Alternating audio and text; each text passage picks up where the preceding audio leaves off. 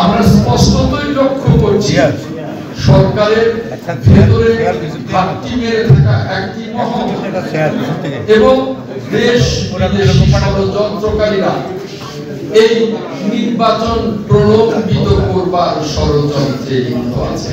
জনগণের বিচারের জন্য, জনগণের রায়ের জন্য আমরা নির্বাচনে যেতে চাই, গণতন্ত্রকে এগিয়ে নিয়ে যাওয়ার জন্য। গণতন্ত্রের বিকল্প কিছু নেই। সকল স্বাধীনতাকে নিশ্চিত করবার জন্য প্রয়োজন গণতন্ত্রের অগ্রযাত্রা। আর সেই গণতন্ত্রের অগ্রযাত্রায় আমরা শুরু করেছি বলে আগামী দিনে আমরা একটি অবাধ এবং নিরপেক্ষ নির্বাচনের জন্য সকলে আমরা প্রস্তুতি নিয়েছি। আর সেই জন্যই এই অবাধ এবং নিরপেক্ষ নির্বাচনের জন্য যে প্রয়োজনীয় সংস্কারগুলো দরকার, সেই সংস্কারগুলো শেষ করে অতি দ্রুত নির্বাচনের জন্য আমরা সরকারের কাছে আহ্বান জানিয়েছি।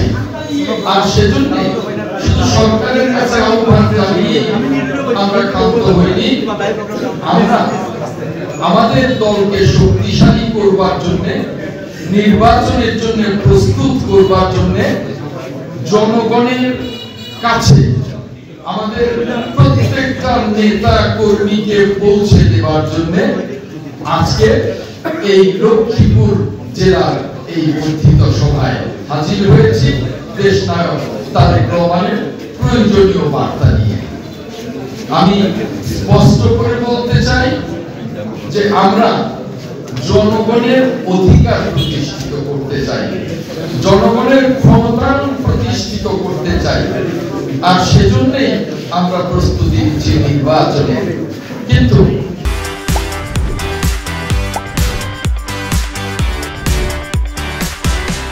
আমরা স্পষ্টতই লক্ষ্য করছি সরকারের ভেতরে ঘাটতি মেরে থাকা একটি মহল এবং দেশ বিদেশি ষড়যন্ত্রকারীরা এই নির্বাচন প্রলম্বিত করবার ষড়যন্ত্রে লিপ্ত আছে। কারণ তারা জনগণের ক্ষমতায়নকে ভয় পায়, জনগণের ভোটের অধিকারকে ভয় পায়, জনগণের বিচারকে ভয় পায়। আর ভয় পায় বলেই তারা নির্বাচনের কথা শুনলেই নানা ধরনের তালবাহানা শুরু করে, নানা ধরনের সংস্কারের কথা বলে নির্বাচনকে প্রলম্বিত করতে চায়। আমরা পরিষ্কার বলতে চাই, আমরা যেমনি সংগঠনের জন্য কাজ করছি, আমরা তেমনি রাষ্ট্রের জন্য কাজ করছি, আমরা তেমনি জনগণের ক্ষমতায়নের জন্য কাজ করছি। আর তাই জনগণের বিচারের জন্য, জনগণের রায়ের জন্য আমরা নির্বাচনে যেতে চাই, গণতন্ত্রকে এগিয়ে নিয়ে যাওয়ার জন্য। গণতন্ত্রের বিকল্প কিছু নেই। যখনই আমরা একটা নির্বাচিত সংসদ পাব, তখনই গণতন্ত্রের অগ্রযাত্রায় জনগণের ক্ষমতার জন্য যে আইনগুলো পাশ করা দরকার, যে সংস্কারগুলো পাশ করা দরকার, যে সংস্কারগুলোর মধ্য দিয়ে আমরা এই বিশ্বে সকল আধুনিক রাষ্ট্রের সাথে তাল মিলিয়ে আমরাও এগিয়ে যেতে পারবো, সেই আইনগুলো আমরা ওই নির্বাচিত সংসদে পাশ করব। আমরা ৩১ দফা কর্মসূচি ঘোষণা করেছি দেশ নায়ক তারেক রহমানের নেতৃত্বে।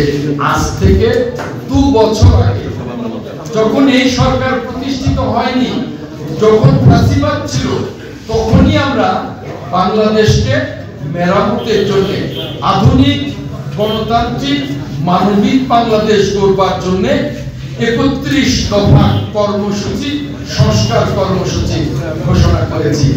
আর এই সরকার যে কর্মসূচির কথা বলছে, সেই কর্মসূচির সাথে আমাদের ৩১ দফা কর্মসূচি সাংঘর্ষিক নয়, বরং এই সরকারের চেয়ে আরো অনেক ব্যর্থ আমাদের ৩১ দফা কর্মসূচি।